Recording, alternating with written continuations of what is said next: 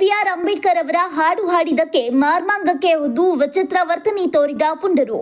ಇತ್ತೀಚಿನ ದಿನಗಳಲ್ಲಿ ತುಮಕೂರು ಜಿಲ್ಲೆಯಲ್ಲಿ ನಡೆಯುತ್ತಿರುವ ಕೃತ್ಯಗಳಿಗೆ ಕಡಿವಾಣ ಹಾಕಲು ಜಿಲ್ಲಾ ಪೊಲೀಸ್ ಇಲಾಖೆ ಹಾಗೂ ಗುಬ್ಬಿ ಪೊಲೀಸ್ ಇಲಾಖೆ ನಿಷ್ಕ್ರಿಯವಾಗಿದೆ ಎಂದು ಸಾರ್ವಜನಿಕರು ಆರೋಪ ಮಾಡಿದ್ದಾರೆ. ನಿನ್ನೆ ಸಂಜೆ ದಲಿತ ಯುವಕನ ಮೇಲೆ ಮನಬಂದಂತೆ ಥಳಿಸಿದ ಘಟನೆ ಗೊತ್ತಿದ್ರೂ ಸಹ ಗುಬ್ಬಿ ಪೊಲೀಸ್ ಇಲಾಖೆ ಯಾವುದೇ ಕ್ರಮ ವಹಿಸಿಲ್ಲ.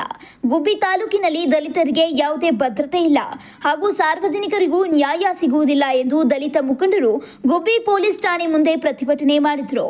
ತಾಲೂಕಿನ ಕಸಬಾ ಹೋಬಳಿಯ ಗಿಡದಮುದ್ದನಹಳ್ಳಿ ಗ್ರಾಮದ ಬಳಿ ಸಂಜೆ 5:30 ಸುಮಾರಿಗೆ ದೀಪು ಎಂಬ ಯುವಕ ಮತ್ತು ಅವನ ಸ್ನೇಹಿತ ಹಾಲಿನ ವಾಹನದ ಟಾಟಾ ಏಸ್ನಲ್ಲಿ ಡಾಕ್ಟರ್ ಬಿ.ಆರ್. ಅಂಬೇಡ್ಕರ್ ಅವರ ಮಹಾನಾಯಕ ಹಾಡನ್ನ ಕೇಳಿಕೊಂಡು ಹೋಗುತ್ತಿದ್ದಾಗ ಹಿಂದೆಯಿಂದ ದ್ವಿಚಕ್ರ ವಾಹನದಲ್ಲಿ ಇಬ್ಬರು ವ್ಯಕ್ತಿಗಳು ಬಂದು ಹಾಲಿನ ವಾಹನಕ್ಕೆ ಬೈಕ್ ಅಡ್ಡ ಹೊಡೆದು, ನೀವು ಹೊಲೆಯರ ಅಥವಾ ಮಾದಿಗರ ಎಂದು ಕೇಳಿ, ನಾವು ಪೊಲೀಸರು, ಅಂಬೇಡ್ಕರ್ ಹಾಡು ಏಕೆ ಹಾಕಿಕೊಂಡು ಹೋಗ್ತಿದ್ದೀರಾ ಎಂದು ಅವಾಚ್ಯ ಶಬ್ದಗಳಿಂದ ನಿಂದಿಸಿ ಏಕಾಏಕಿ ಹಲ್ಲೆಗೆ ಮುಂದಾಗಿದ್ದಾರೆ. ದೀಪು ಮತ್ತು ಅವನ ಸ್ನೇಹಿತರು, ಸರ್, ನಾವು ಅಂಬೇಡ್ಕರ್ ಅವರ ಅಭಿಮಾನಿಗಳು, ಅದಕ್ಕೆ ನಾವು ಹಾಡು ಕೇಳ್ತಿದ್ದೇವೆ, ಅದಕ್ಕೆ ಹಾಕಿಕೊಂಡಿದ್ದೇವೆ ಎಂದು ಹೇಳಿದಾಗ ಟಾಟಾ ಎಸ್ನಲ್ಲಿದ್ದ ದೀಪು ಮತ್ತು ಆತನ ಸ್ನೇಹಿತನನ್ನ ಕೆಳಗೆ ಇಳಿಸಿಕೊಂಡು ದೀಪು ಮತ್ತು ಹಾಲಿನ ವಾಹನದ ಚಾಲಕನನ್ನ ಎಳೆದುಕೊಂಡು ಸಿಕ್ಕ ಜಾಗಕ್ಕೆ ಕಾಲಿನಿಂದ ಒದೆಯುವಾಗ ದೀಪು ಮಾರ್ಮಾಂಗಕ್ಕೆ ಅಧಿಕ ಪೆಟ್ಟು ಬಿದ್ದು ರಕ್ತಸ್ರಾವವಾಗಿದೆ. ಗುಬ್ಬಿ ಸರ್ಕಾರಿ ಸಾರ್ವಜನಿಕ ಆಸ್ಪತ್ರೆಯಲ್ಲಿ ಚಿಕಿತ್ಸೆ ಪಡೆಯುತ್ತಿದ್ದಾರೆ. ದೀಪು ಮತ್ತು ಆತನ ಸ್ನೇಹಿತನಿಗೆ ಹೊಡೆದಿರುವುದು ಸ್ಥಳೀಯ ವ್ಯಕ್ತಿಗಳೆಂದು ಕೇಳಿ ಬರುತ್ತದೆ. ಗುಬ್ಬಿ ಪೊಲೀಸ್ ಠಾಣೆಯಲ್ಲಿ ಪ್ರಕರಣ ದಾಖಲಾಗಿದೆ. ಅವರನ್ನ ಬಂಧಿಸಿ ಕಾನೂನು ರೀತಿ ಕ್ರಮ ಜರುಗಿಸುತ್ತಾರಾ ಎಂಬುದನ್ನ ಕಾದ್ ನೋಡಬೇಕಾಗಿದೆ ಎಂದು ಸ್ಥಳೀಯ ದಲಿತ ಮುಖಂಡರು ಪ್ರತಿಭಟನೆಗೆ ಮುಂದಾಗಿದ್ದಾರೆ.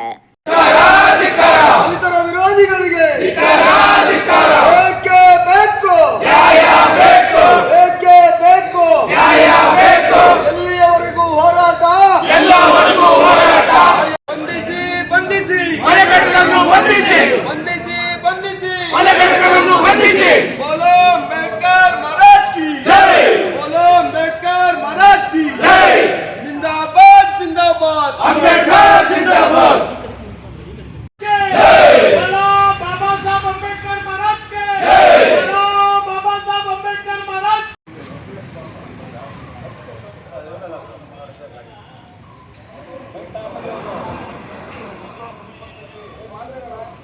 ಯಾವ ಹಾಡು ಹಾಕೊಂಬತ್ತಿದ್ರಿ ನೀವು?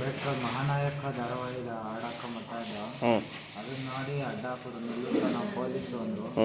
ಆಮೇಲೆ ಯಾಕೆ ಹಾಡು ಹಾಕೊಂಬತ್ತೀರ ಅಂತ ಬಾಯಿಗೆ ಬಂದಂಗೆ ಬೈತಾ ಇದ್ರು. ಕೆಳಗೆ ಕೇಳ್ಕೊಂಡು ಹೊಡೆದ್ರು. ಅವ್ರು ಯಾರು ಅಂತ ಗೊತ್ತಿಲ್ಲ. ಯಾವ ಸಮೀಪದಲ್ಲಿ ಆಗಿದ್ದು? ಮುದ್ನಹಳ್ಳಿ ಹತ್ರ. ಎಷ್ಟು ಜನ ಹೊಡೆದ್ರು ನಿಮಗೆ? ಇಬ್ಬರು. ಇನ್ನು ಜಾಸ್ತಿ ಏಟ್ ಆಗಿದೆ ನಿನಗೆ? ಮಧ್ಯಾಹ್ನ ಹೇಳು.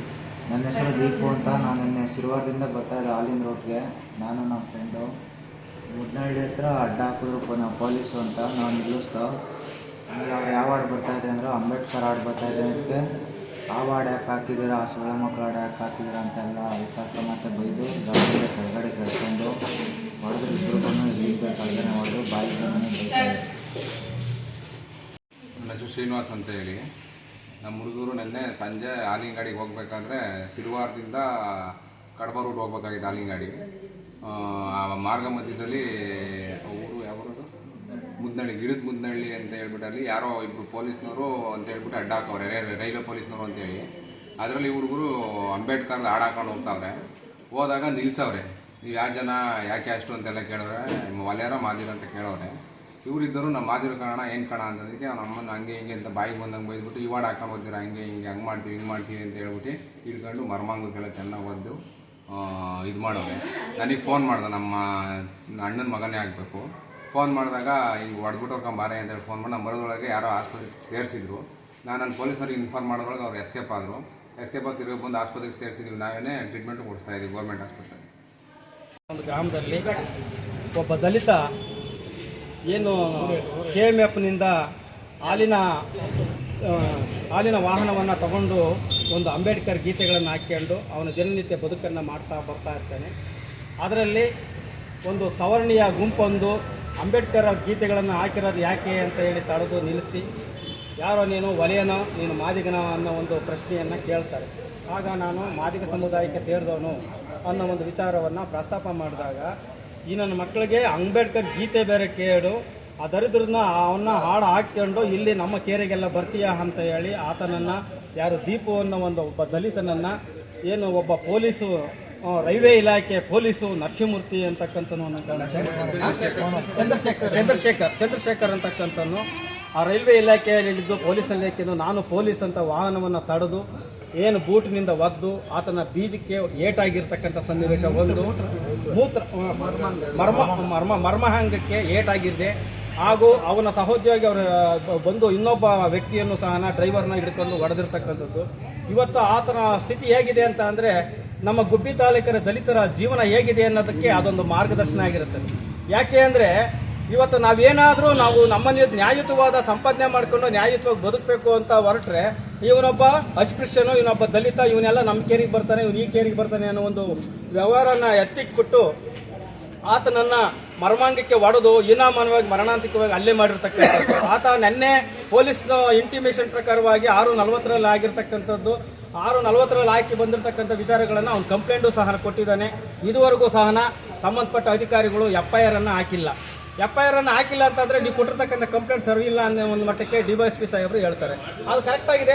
ಅಸ್ಪೃಶ್ಯತೆ ಅದನ್ನ ಕೇಸ್ ಒಳಗಡೆ ಬರ್ತಕ್ಕಂಥದ್ದು ಅಟ್ರಾಸಿಟಿ ಕೇಸಿಗೆ ಕಂಪ್ಲೀಟ್ ಆಗಿ ಅದು ಜಾಯಿನ್ ಆಗ್ತದೆ. ಆ ಒಂದು ಅಟ್ರಾಸಿಟಿ ಕೇಸನ್ನು ಹಾಕಿ FIR ಅನ್ನು ಕೊಡಬೇಕು.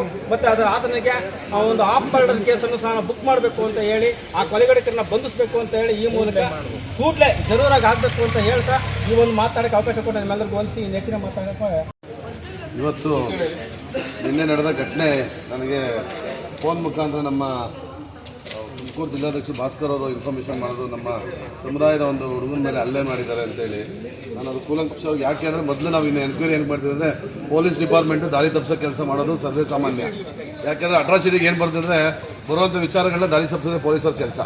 ಹಾಗಾಗಿ ನಾನು ಕೂಲಂಕುಷವಾಗಿ ವಿಚಾರಣೆ ತಿಳ್ಕೊಳ್ಳಪ್ಪ ಅಟ್ರಾಸಿಟಿ ಖಂಡಿತವಾಗಿ ಆಗಿದೆಯಾ ಅಂತ ತಿಳ್ಕೊಂಡಾಗ ಆ ವ್ಯಕ್ತಿ ಬಾಬಾ ಸಾಹೇಬ್ ಅಂಬೇಡ್ಕರ್ ಸಾಂಗನ್ನು ಹಾಕೊಂಡು ಬರಬೇಕಾದ್ರೆ ಯಾರು ನಮ್ಮ ಯಾದವ ಸಮುದಾಯದ ಒಂದು ಹುಡುಗ ಬಾಬಾ ಸಾಹೇಬ್ರನ್ನ ಗೌರವಿಸೋಕ್ಕಾಗದಿರಂತ ಅವ್ನಿಗೆ ಆಗಿಲ್ಲ ಅಂತ ಅಂದಮೇಲೆ ಅದನ್ನು ಗೌರವ ಕೊಡೋಕ್ಕಾಗಿಲ್ಲ ಅಂದಮೇಲೆ ಬಿಟ್ಬಿಡ್ಬೇಕಿತ್ತು.